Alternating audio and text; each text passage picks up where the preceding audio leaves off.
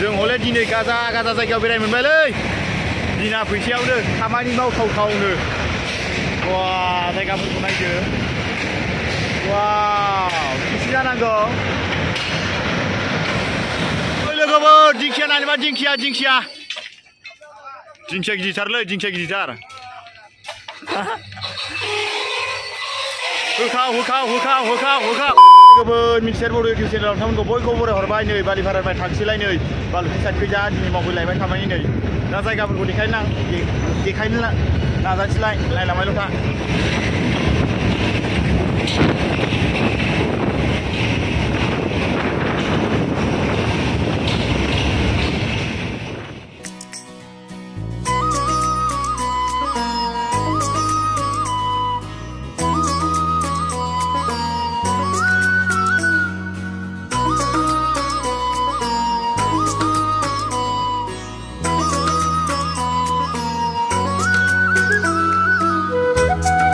लोगोफोर माबा गामानि स्टेसन मोनबाय गामानि स्टेसन लेथ्रायो हाग्राबारि गोजा माथो स्टेसनानो आलागाव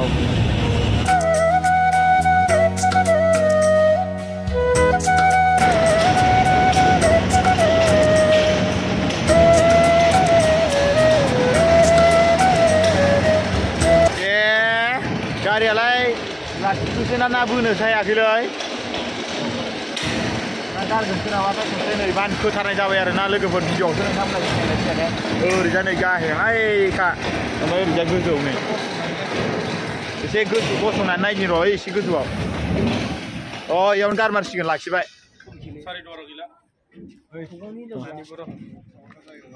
एबार जोंना खामानिया बेयावनो सोलिसिगोन लाखिदोंसो आरो सोरनाखि फाग्ला फाग्ला बोनो हाया जायो आंनाबो जाम्बा जाम्बासो दा इयाव खामानि मावनोसै खामानि मावखांबाथाय खारबाथाय देखायफिनगोनलाय आं जायगाफोरखौ खामानि मावनायखौथ' देखायला देखायलि बारा माबा गैया जायगाफोरखौल' देखायनांगौ ना एसे एनै ना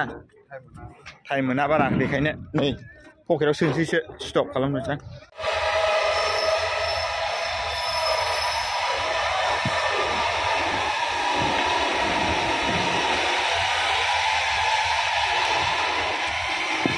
ओइ नै सनाय दै दैमानि नामा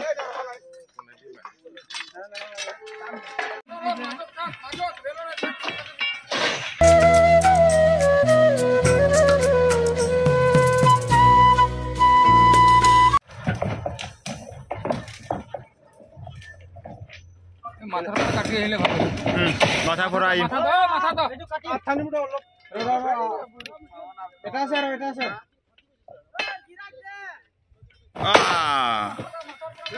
एबारिखौ दानसै दानखांनानै ट्रेनाव गाखोफिनजोबसिगोन जोङो गाइस लोगोफोर जोङो इयाव गाखोफिनजोब्बाय नै एबार खारसिगोन इसोर जिन्ज्रि लाग्राफ्रा बै लास्टनिया लाबोबानो खारसिगोन आरो नै दा खारबा लानोसैलाय सिनारिफोरखौ देखायनोसैलाय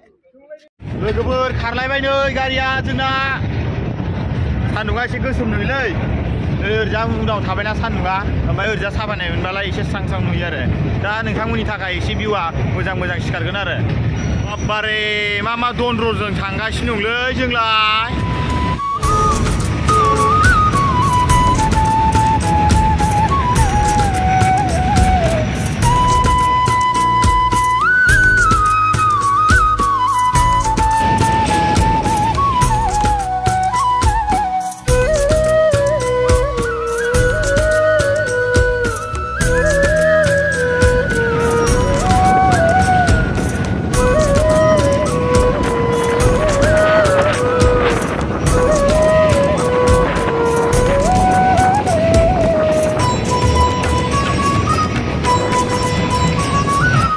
जायगाफ्रा डेन्जार गाजा गाजा हिट हिट खादा समायना समायनाथ' नङा जायगाफोरखौ देखायनो नाजाजोबगोन आङो কি নাম সাকাই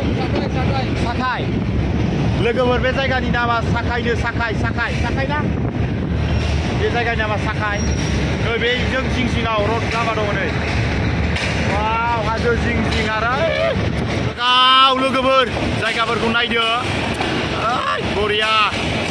बेबायदिसो जानांगौ जायगाफ्रा ओइ आरो ओरैजा फारसेखै जायदो जायगाफ्रा बा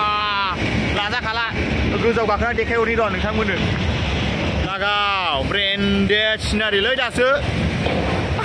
नायदो ओमफ्राय गोजौफोरखौ लाजाखाला आयौ एसे जुम खालामलाबायना देखायहरनि र' नोंथांमोननो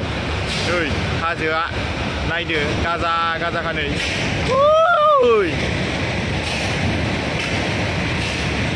जों हले दिनै गाजा गाजा जायगायाव बेरायनो मोनबायलै बिना फैसायावनो खामानि मावथावथावनो वा जायगाफोरखौ नायदो वाव बिदि जानांगौ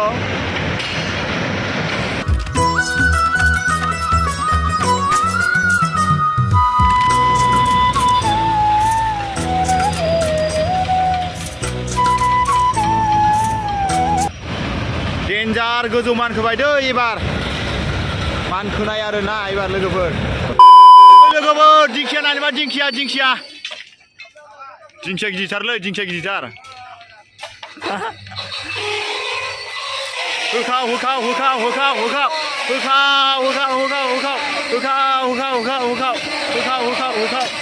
आयौ आंनि फाला सफैबाय माथो आंनाव गायनोसै लोगोफोर दा बे जायगायाव गारखांनानै नै दा गाखोफिनबाय खारसिगोन एबार ट्रेनाव आं नोंथांमोननो मेगन नायनानै खिन्थानि बेसे गोजान दंबावो बालुफुङा दाबो आसामावनो दं आरो दा माबा अरुणाचल मोनथ'वाखै नै आसाम सिङावनो दं आरो जों नैबे रेल रड जिं माबाबो दं आरो फाखा रास्ताबो दङ ओमफ्राय नै दा जोंथ' आसामावनो दं ओमफ्राय अरुणाचला नै एसे गोजानानो दंबावो नै होनबाबो अरुणाचलनि पाहारफोरखौ नुहुरबाय आरो जायगाफोरखौ हाजोखौ दा ओमफ्राय साइथिं जिं हाजो थानाया बे आसामनि गोजा ओमफ्राय नै बालुफुं स्टेसना नै बेलाय बालुफुं स्टेसन नै बेनो आरो बे बालुफुं स्टेसन बे बालुफुं स्टेसना मा अरुणाचल गोलैयो आरो नै बेनो बे गुफुर सिनानो आरो नैलाय बे अरुणाचल गोलैबाय बेनि ओरै बारबोबाथाय आसाम बेनोसै दा जायगाफोरखौ देखायलांसैलाय आं सिनारिफोरखौ नायलांबाय थाबानो जाबाय लोगोफोर ट्रेना खारलायबाय नै जोंना होसैलाय नोंथांमोननो सिनारिफोरखौ देखायनोसै नै नायलांबायल' था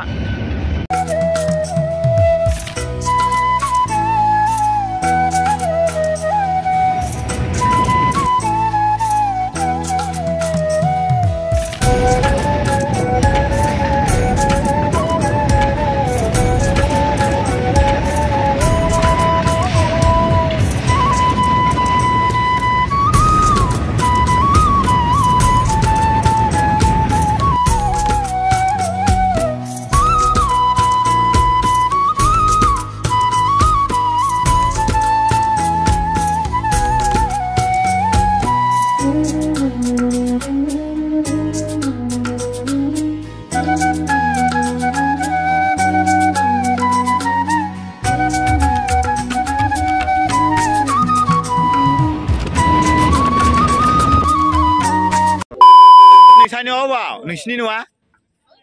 ओइखैजाय दङ बर' गथ'फोर दंबावोसो नुवाखै नै बे आसाम एरियानो दाबो बेयाव गारलायसिगोन आरो बेयाव गारखांबाथाय बालुफुङाव डाइरेक्ट थांखासिगोन जों गाखोनायफैब्रा दांनाय नायल'लै लाङा नै लोगोफोर बर' गथ'फोर नै बेयाव बर' न'खरबो मेरला दं आरो दहायबो जों नुबोखादों दख'ना लामलाबायनाय गामसा गाननानै थालाबायनाय ओमफ्राय दख'ना गाननानै थानायबो मेरला नुबोखादों आरो बिदिनो दान्दाफोरावबो लामलाबायनाय दंमारोसो बर' गथ'फोरखौ मोनमारबाय आरो नै बेयाव गारखांबाय दानि बिनो लास्ट आरो जोबथाबाय दा बालुफुङाव थांसै ओंखाम जाहैनोसै ओमफ्राय खर' सोलायनानै थांफिनसिगोन दा दसे देखायबावनानै फोजोबनोसै आरो भिडिअखौ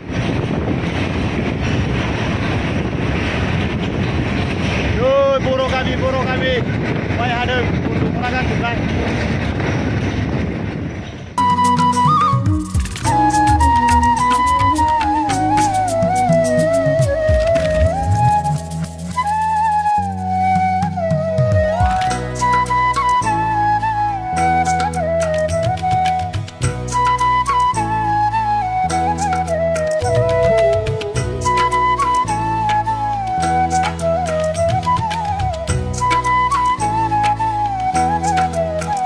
लोगोफोर नै सिगनाल मोनबायानो नै बालुफुं स्टेसन मोनहांनाय जाथारबाय नै सिगनाल मोनबायानो नै आरो नै एसे दंबावो 1 किल'मिटार गोजान दंबावो आरो आसाम बारां जाथारबाय आसाम बारनायजों स्टेसन नुहुरनाय जाबाय दा मेपाव खिन्थानि र' नोंथांमोननो अरुणाचल हाबबाय गाइस नै सिमा बारबाय बे सिन गुफुर बारबायलाय एबार स्टेसन मोनसिगोन आरो स्टेसनाल' माबायाव अरुणाचल एरियायाव गोलैयो दा देखायनोसै आं भिडिअ लाबावनोसै आं लोगोफोर नै गिदिंबाय बे ओरै गिदिंखांबानो स्टेसन मोनसिगोन आरो मेपाव दानि देखायनाय बायदिबा नै नायदो जायगाफोरखौ